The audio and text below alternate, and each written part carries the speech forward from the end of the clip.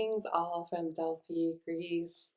I am sharing some travel inspiration from the road, some announcements regarding a newfound project that I'm excited to be working on, which will be a 7-day transformational retreat in Sicily, visiting sacred sites, connecting to the ancient Hellenistic history, and connecting to your own soul's map through integration and astrology, your own astrology, your personal mythology, if you will, and a wellness. So, awakening your inner muse in this beautiful, fertile, pristine environment that has so much nourishing foods, herbs, fish, sea creatures, etc.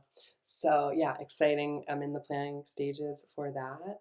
So, if you're interested in joining that retreat, it'll be in April or May of 2025.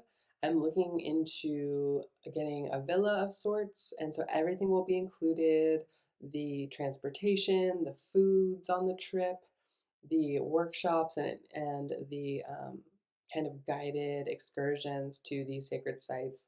When I was there, it was like walking amongst the ancients, right? The gods and goddesses, being in this, transported into this other time and place where the connection to the natural world was so celebrated, and it was really the birthplace of modern astrology, the cross pollination of Western and Vedic astrology throughout this whole kind of um, cusp of Western civilization. So, a lot of people don't realize this, but ancient Sicily was very cross cohabited, you could say, by different cultures: Arabic, Greek, Roman.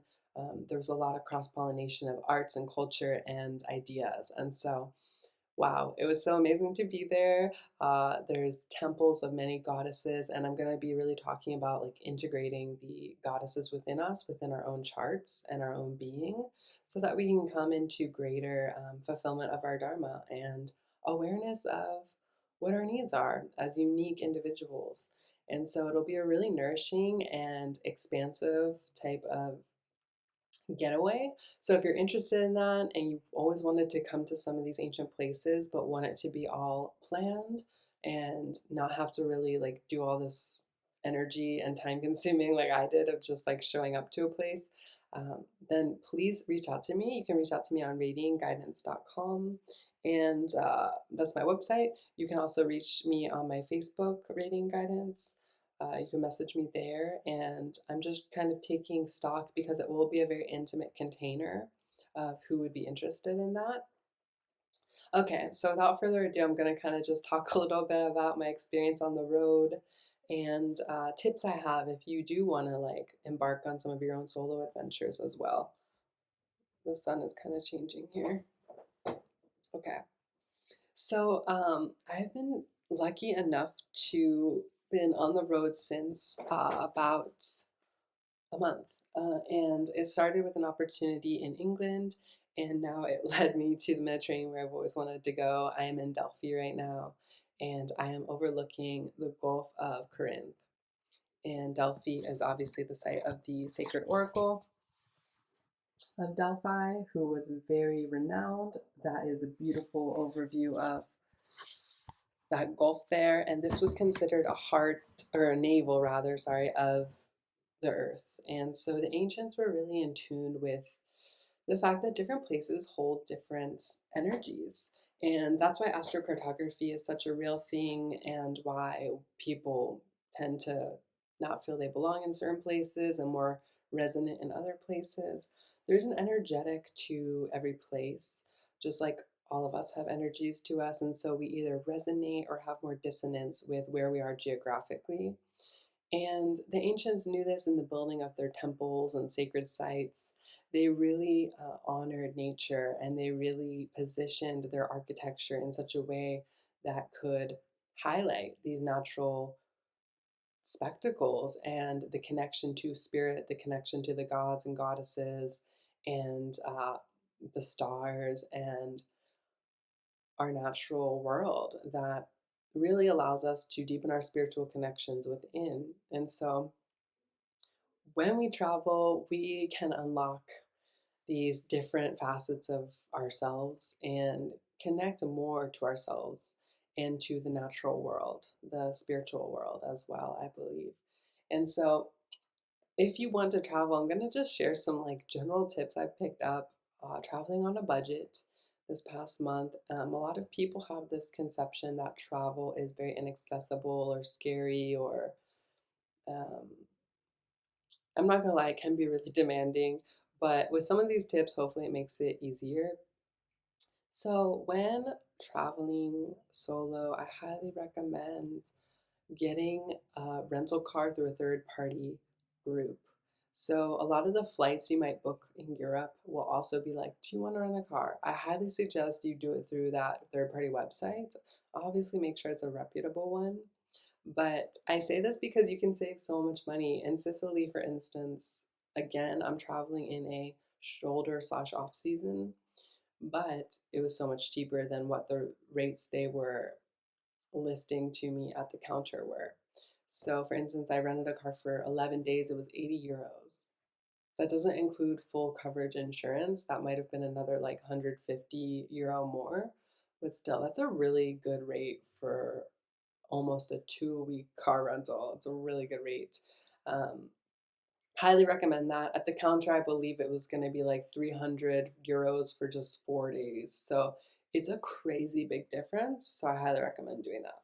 Second, travel in the shoulder or off season. A shoulder season is kind of between peaks. Some places that would be like fall, let's say, because they might get busy again around Christmas. But shoulder or off seasons are really great because the Airbnbs are going to be lower. There are going to be way less crowds. Even ticket prices will be cheaper. Like the Acropolis, for instance, the Parthenon, where the Parthenon is in Athens, the ticket was 10 euros. And again, I had to get that one actually in person. So that was a case where getting it in person is more affordable than booking online because they were still charging 30 euro online. But I read on the website November through December, $10 or sorry, 10 euro tickets. So that's a really good tip. The next tip I would say is use Facebook groups to your advantage, either to connect with fellow organizations or interests that you have in places that you're visiting, um, like retreats, etc., guided experiences, or just to find a host. There's this Facebook group called Host a Sister, and I really like it. I, in my early 20s, used couch surfing, and I don't use that as an adult because over the years, it just became apparent that even though I try to stay with like women or couples, a lot of people on that website in general use it more like a dating website or a way to like meet people, which there's nothing wrong with that. But if you just want to avoid an awkward situation, it's better to um, use Airbnb or this website called or group Facebook group called Host a Sister. It's designed for women who either have places they can host around the world, want to do swaps with homes, or can just host you for a night or a weekend. And it is free. The idea is that there's an etiquette to it. So if someone offers to host you or you're putting a call to being hosted, you would say what you can then offer in return. So say you do personal training or something, you could say, hey, I'm a personal trainer and I could do a class or two for you or a session or two for you if you can host me for a week. Or I will make dinners for you once in a while, or I will take you out to eat or for tea or coffee. Ways that you can kind of give back. And so that can be really cool and a way to be with a local too in the environment, which is fun and always more illuminating than being on your own or in a more touristic setting like a hotel. And the other tip would be travel with a set amount of money. That's what I've been doing. I'm on a budget, and so I don't mind carrying cash. I'm pretty aware of where it is at all times, but if you travel with a set amount of money, you're less likely, for me at least, I'm less likely to just like be willy-nilly racking up credit cards. The downside to traveling with the cash is that, for one, sometimes it's like Monopoly money. Like the euro reminds me of Monopoly money. It's plastic, it feels like a game. So you can sometimes be less conscious with that factor. And then also, Uh, the exchange rate's not always great at these counters. They usually charge you a fee to exchange the money. Um, so you could argue that the credit card can be good or for that reason, but I like having a set amount because I'm more cognizant of what I'm spending over weeks, days, etc. And I can physically see how much is left in my budget. So for me, I like that. But that may or may not help you, that tip. The next tip for just staying healthy while you're traveling, this can be hard because you're obviously not in a normal routine. You're usually getting a lot of foot time in. I've been doing so much walking, but I haven't been doing as much like rigorous exercise routines. You can always find stuff on YouTube, um, like different types of workout, calisthenic routines, etc., for engaging different muscle groups, but or yoga. But I would say I'm just doing I'm on my feet so much that's the last thing I'm thinking about. So it can be feel like you're not as healthy sometimes when you're traveling. Another recommendation is you can travel with like a travel size Berkey. I used to have one of these. I did lose one when I was traveling, so I don't travel with that now, but I've been just using a lot of the spring water in the various places I am visiting. If you're planning to go to like the Mediterranean region, a lot of these smaller towns have spring water. It's really amazing. Sicily has fountains of spring water all over a lot of the little towns, and here in Delphi, the whole town is fed by mountain spring water. And there's again fountains in the town that you can fill up jugs and bottles with, and that is some of the healthiest living water you can give your body. So I feel really well nourished. Obviously, the food in the Mediterranean is very healthy. The Mediterranean diet is considered one of the healthiest diets. And so if you're shopping at markets, grocery stores again, it's winter here, so it's not as abundant, as most places are in the winter. But usually you have access to really good fish and seafood and healthy options. So it's not hard to affordably eat pretty healthfully. Um, what else do I want to share? Just some tips in general of things I wish I had known. So in Greece, for instance, you don't flush toilet paper here. No one told me that, and it's not something you would even think to know about. Their pipes in their toilets are 2 inches smaller than in the U.S. So you do not flush toilet paper anywhere. Some places have had like little pictorial signs depicting that, but I also Googled it and I was like, oh my goodness, okay, good to know. So never flush toilet paper in Greece, for instance. In Sicily, that was not an issue, but they do have bidets, which are really nice everywhere. Oh, the other money saving tip would be uh, if you don't want to pay for a guided tour, guided or don't have the time to organize that or arrange that, if you're traveling kind of more spontaneously, download Rick Steves walking tours. They're wonderful, free app, free tours you can download so you're not even using data. And I did one for the Parthenon, and it was really amazing. And it might not be the level of depth as an in-person tour, but you also don't have to be traveling in big hordes and groups. And it's cold season. I got sick on this trip at least twice.